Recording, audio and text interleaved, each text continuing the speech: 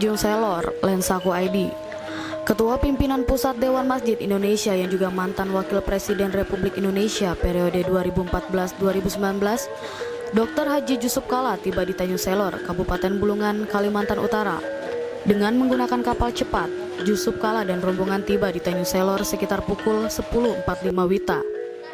Rombongan langsung disambut oleh Wakil Gubernur Kaltara Udin Hyang-gyo dan Dim Bulungan, Wakapolda Kaltara serta sejumlah pejabat eselon 2 di lingkungan Provinsi Kaltara.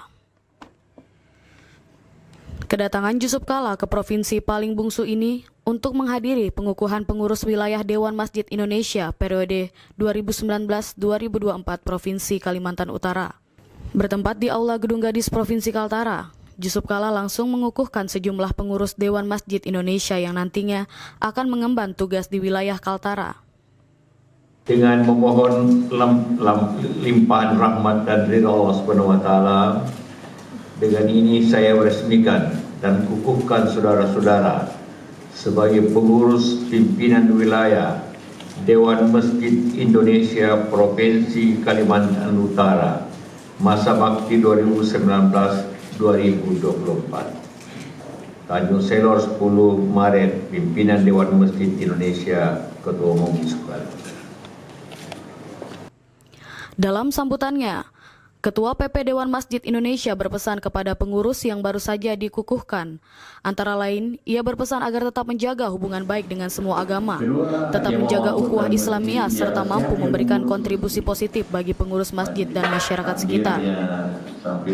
Tidak hanya itu, mantan Wapres ini juga sempat menanggapi terkait perkembangan provinsi termuda yang ada di perbatasan Indonesia-Malaysia ini. Walaupun provinsi baru, tapi kan sejak dulu Kalimantan Utara ini dengan syarakat keluarga yang paling besar, tentu banyak kemajuan dari Kalimantan Timur.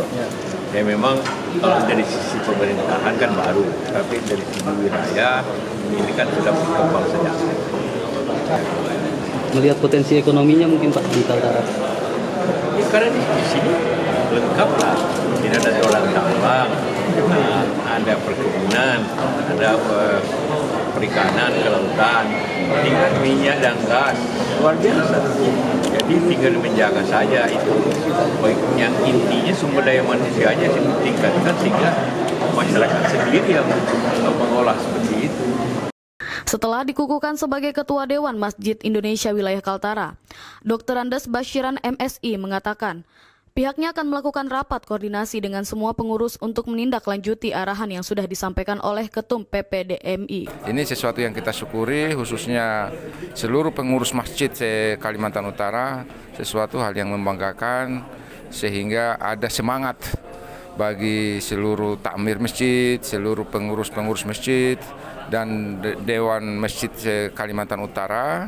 Ini adalah merupakan semangat bagaimana kita berupaya maksimal agar masjid di wilayah Kalimantan Utara ini tetap ramai, tetap bermanfaat, bukan hanya untuk ibadah, tetapi untuk muamalah seperti yang disampaikan oleh Pak JK tadi. Bisa dilaksanakan bukan hanya untuk kegiatan-kegiatan keagamaan, tapi bisa diskusi tentang ekonomi, tentang bagaimana meningkatkan taraf hidup masyarakat, dan bisa bekerja sama dengan pihak-pihak yang bisa membantu meningkatkan ekonomi masyarakat.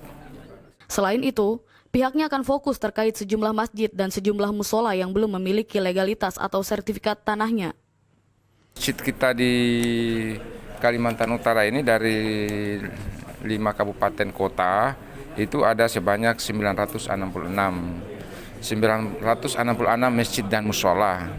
Ini baru 25% atau 240 masjid dan musola yang baru punya dokumen sertifikat atau akta yang dimiliki.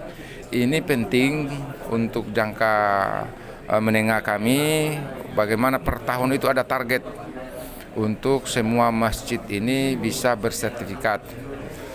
Karena rumah ibadah ini juga perlu dasar hukum yang jelas. Untuk dasar hukum kepemilikan lahannya jangan sampai menimbulkan masalah di kemudian hari.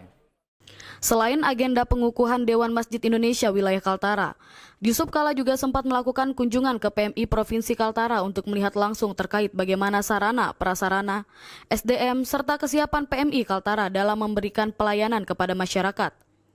Dari Tanjung Selor, Bulungan, Kalimantan Utara, Rian Pratama, Santi Lestari melaporkan.